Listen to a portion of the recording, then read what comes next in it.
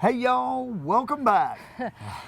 In our last video, we talked about what we were doing to prepare for this unseasonably cold winter weather coming to Texas. Turns out, you've probably seen the news or maybe lived through it yourself, but it was much worse than anyone expected. Absolutely, it turned out to be a bigger nightmare. So in this video, we're going to talk about our experience of riding out that winter storm here at Jamaica Beach RV Resort on Galveston Island. So stick around.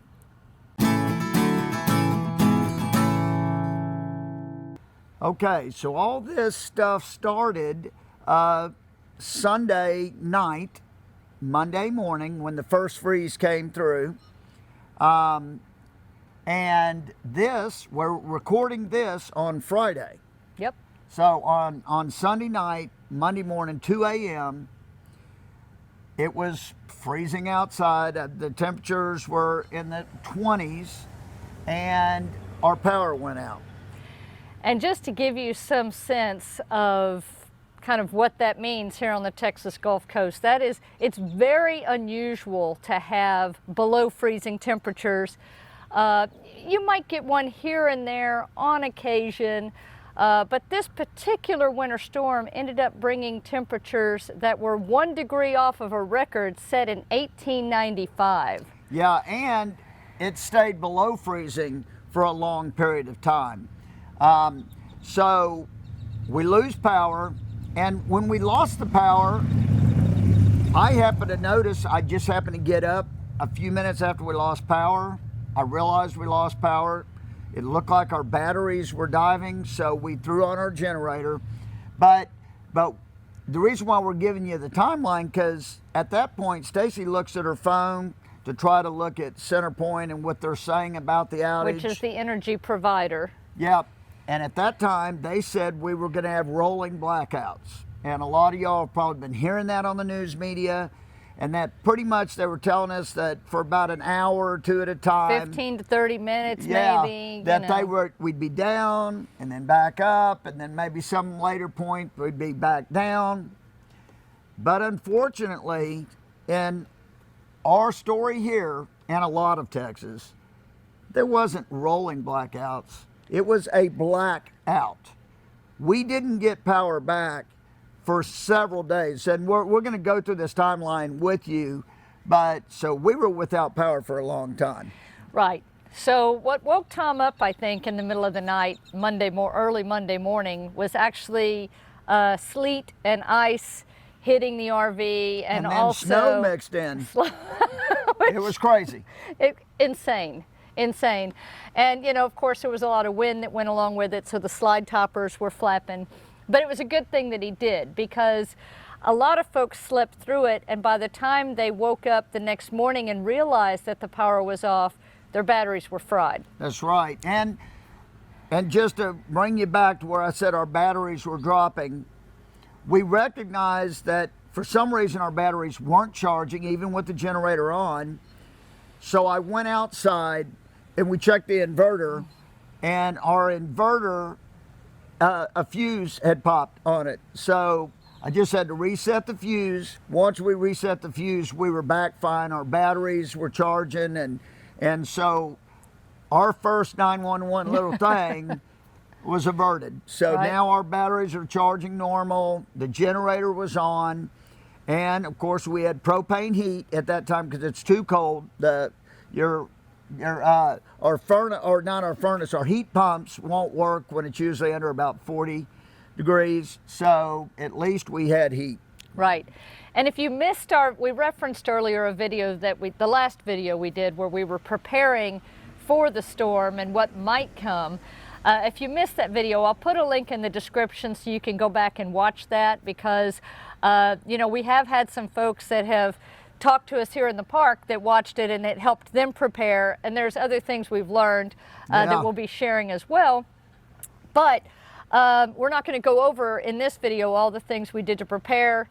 I'll link that so you can go back and watch it if you want to. So now Yeah, we look out as day breaks and there is literally snow on the ground and ice here in Galveston. It is white in Galveston, and no, it wasn't sand, and it was crazy, and it's crazy cold too. And so as we get out of our RV and we look around and see our neighbors and what's going on, well, a lot of folks in the park have fifth wheels or travel trailers. A lot of those folks don't have generators. You know, they're just relying on their batteries. Well, they woke up in the morning to find out that their batteries were dead. Or even some folks in motorhomes didn't wake up during the night. They woke up several hours later and their coach had been powering things off of its batteries, not realizing the power had gone out. Right. And their batteries were very low or dead. Yeah, so now it's the trick of how do we all get our batteries up? Because if they don't have batteries, then their furnaces don't work, because the battery is what gives the power to turn on the furnace and to run that thermostat. So even if you have a propane furnace without battery power, it's no good. And no, you know, obviously no power, period. No generator. So what everybody was doing around here that have those, which was awesome, was they started hooking back up to their truck that they pulled their fifth wheel or their travel trailer with. To when they plugged in, that could start to, and they turned their truck on, it was charging their batteries. Right. And so all around, something you just normally don't see, you walk around the RV park, all these trucks were on, and they're all connected to these, to their travel trailers or their fifth wheels. That continued, believe it or not. Some people ran their trucks for 2 to 3 to 4 continuous days, never turning off their truck. If they had enough gas or diesel in that truck, and many of them had to disconnect long enough to, once diesel became available, go to the gas station, fill up, come back, plug back into their batteries. It was a lifeline, y'all. Their batteries, just like we said before on the video, the battery was a lifeline. If their battery went dead, they had no heat, even if they had propane. So now let's talk about the propane, because the night before everything hit, Jamaica Beach here is the only RV park on Galveston Island that has propane. Right. They sell. Well, the night before, everybody was preparing. They ran out of propane. And so now there's no propane to be had. Well, next day comes around, people are starting to run out of propane. And the problem here, there's one other or maybe 2 other locations on the island that normally sell propane that are not RV parks.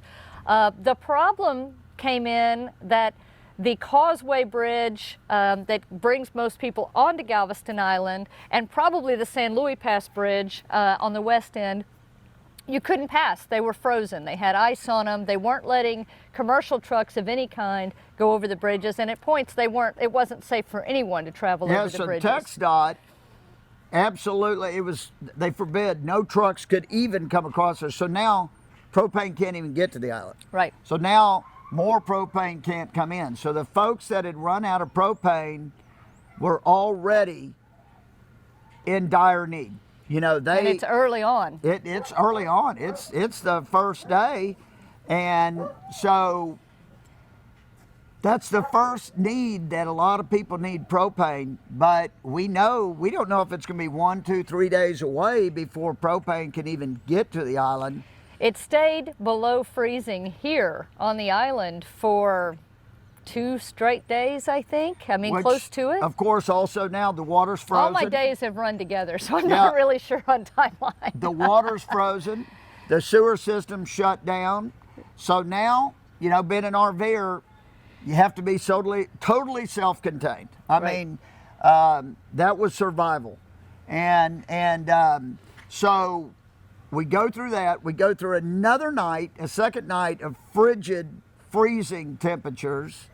And then one of the, what day was it, did we say, when they actually got propane here? So I think it was Wednesday, the first time. Wednesday, I believe. A propane truck finally pulls up, and let me tell you, smiles. Everyone around here was really excited. They really started to line up at the propane. Everybody under control. Nobody, just everybody trying to be upbeat. But we have one problem. There's still no power. Right. So even to the pump isn't going to work on the propane tank here at Jamaica Beach. They can fill it because they can push it in from the truck, but they can't. It's not like motorhomes have to have pressure for it to go into the motorhomes. Luckily, however, to fill a propane can, they can let gravity work. So Jamaica Beach here were able to fill people's cans, which were critical. I mean, there were so many folks that needed propane. So they did that, and they needed a generator that had enough power that they could hook up to the propane thing to get propane to people in motorhomes and stuff. And so they actually tried to do that with a motorhome generator. Right. And it wasn't strong enough. Wasn't strong enough. And they had an old one back in the field that they had tried to fix and couldn't fix. And there was just, one of the folks here, the good folks in the RV park, that said, hey, I'm a diesel mechanic, I can take care of that. I can fix that. They said, have at it. And he did. He took the thing apart, put it back together, and got it working. And that was huge because they connected that to the propane tank, and now they could fill up the motorhomes and stuff that needed propane. So that was great. So on Wednesday, as they're filling these tanks, they had a meeting. They had a meeting upstairs to tell everybody, what's going on, what to expect. Hopefully, they had talked to utility companies and stuff, trying to figure out when we're going to get power and water and sewer and all this stuff back. And at the same time, they made soup for everybody. We show up, they're giving people soup, and these are when he's saying the owners of the park, the Gustafson family. You've heard us talk about them before. And they are one of the reasons why we absolutely love Jamaica Beach RV Resort.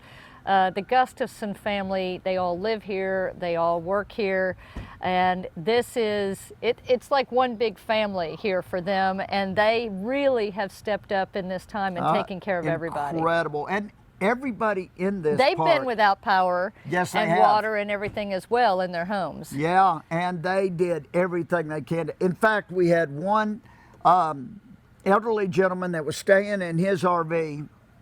He had run out of power, out of propane, everything. People were checking on him, but he was, I'm okay, I'm going to stick it out. Well, he comes out of his RV. I think it was after the second night. And I mean, he's staggering. People see him, wait, what's going on? He was, not in good shape. Not in good shape at all. The Gustafson took him into their home, warmed him up, fed him, kept him in there until they could get him propane and stuff and get him back. And he's doing well. He's doing a lot better. But let me tell you how serious this was.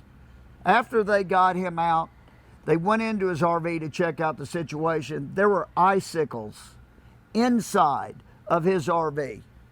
Inside. It was cold, guys. It was cold. So, everybody here stepped up. It was awesome. So now we have the meeting, and they got some RVs filled up. And then the next night, freezing night, third night, it's another freezing night, well below freezing. And so the next morning, they were able to get the sewer system back online because that generator, they were able to hook it up to the sewer system to pump it out and stuff. So now the sewer was available. And the water was trying to come back on, but it was a trickle. And then they had some propane left. So there were a lot of people lining up for propane, but then the propane ran out. It ran out. And as of we sit here on Friday, there hasn't been another truck showing up. But luckily, last night was our last night here in Galveston. We hope.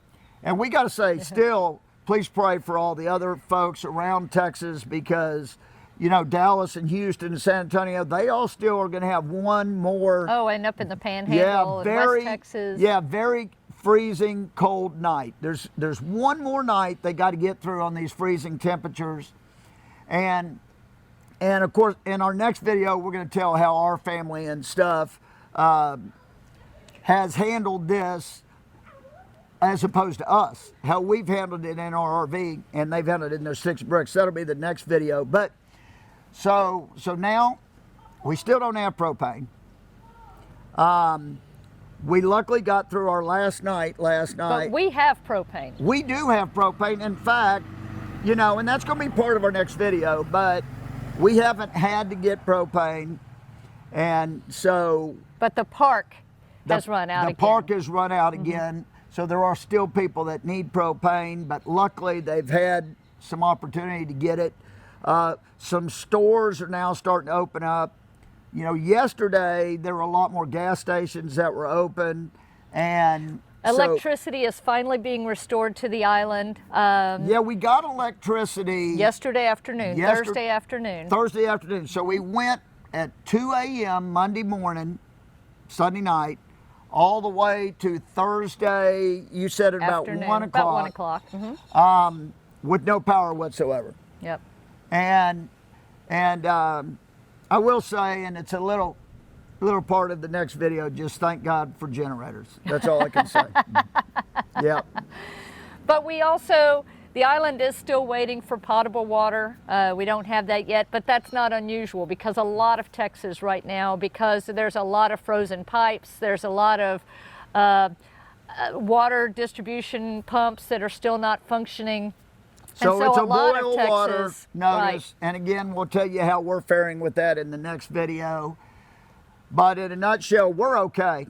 And thank you to everyone who has reached out to us and asked to check on how we're doing. We're fine. Yes. You can see it's sun shining today, so we're so excited for that. We decided to shoot this one out here because it's really the first day we can feel like we can sit out. It's not too bad. It's about 40 degrees. My watch says 40 degrees. 40 it feels degrees. Warmer than that in the sun, so that's exciting. And things are definitely looking up here.